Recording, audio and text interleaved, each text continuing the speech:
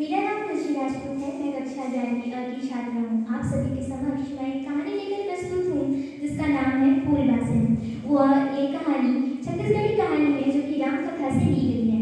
एक बार एक झोपड़ी के सामने सीता माता बैठी हुई थी श्री लक्ष्मण जी के सामने।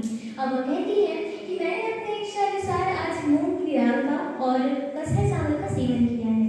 और वह बताती है कि मैंने एक बार फूलबासन का एक फूल देखा था जो कि मुझे बहुत ही मोहित लगा था और मुझे वह फूल चाहिए। तो मैं तुमसे यह विनती करती हूँ कि तुम मेरे लिए वह फूल लेकर आओ। उसके बाद श्री लक्ष्मण जी कहते हैं कि मेरे लिए आपकी विनती, आपकी इच्छा एक आदेश के अनुसार है और मैं यह आपकी विनती जरूर पूरा करूँगा। और यह प्रण लेकर वह सीता माता का से आशीर्वाद लेकर वो चले जाते हैं फूलबासन की खोज में। वह दर दर भटकते हैं, बहुत ही कठिन परिश्रम करते हैं, जंगल झाड़ी जगह जगह घूमते हैं। उसके बाद उन्हें एक गुफा दिखता है जिसके अंदर एक बाबा बैठे हुए थे जिनका जटाई बहुत ही फैली हुई थी, जिसकी जटाओं में वह फंस गए थे।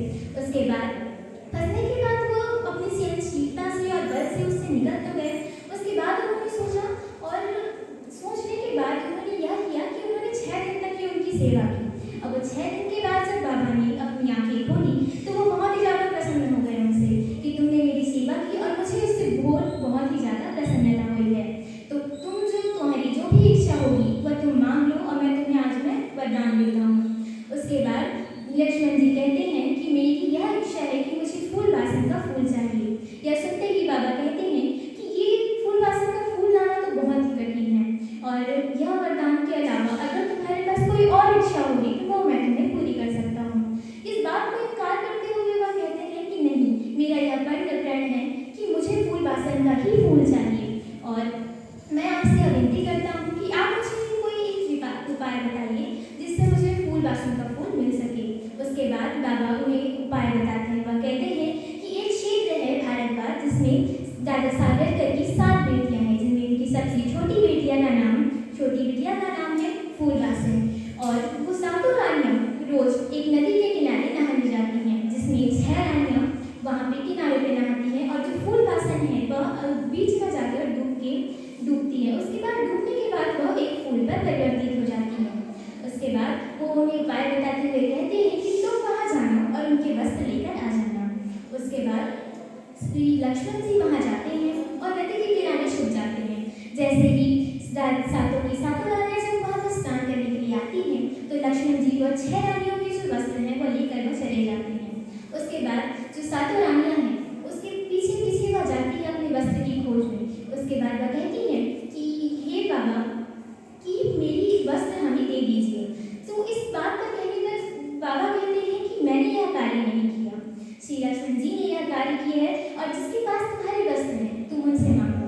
उसके बाद जो सातों रानियां हैं वह श्री लक्ष्मण जी से विनती करती हैं कि हे प्रभु हमारे वस्त्र आप हमें दे दीजिए।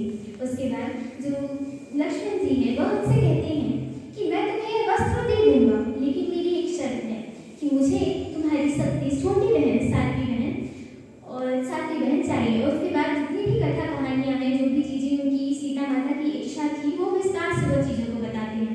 उसके बाद वह उन्हें वस्त्र दे देते हैं और जो 7वीं बेटी है वह मान जाती है लक्ष्मण जी के साथ जाने के लिए।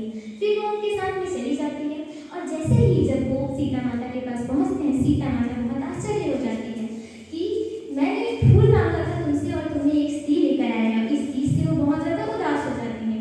उसके बाद श्री लक्ष्मण जी कहते हैं कि ऐसा कुछ भी नहीं है माते, मैंने आपके आदेशानुसार ही आपका कार्य किया है और अगर आपको मुझ पर संदेह है तो आप चलिए मेरे साथ, मैं आपको दिखाता हूँ। उसके बाद फिर श्री लक्ष्मण जी फूलबासन और सीता माता को लेकर एक नदी के किनारे ले जाते हैं और उसके बाद फिर फूलबासन उस नदी में डुबकी लगाती है और एक फूल में परिवर्तित हो जाती है।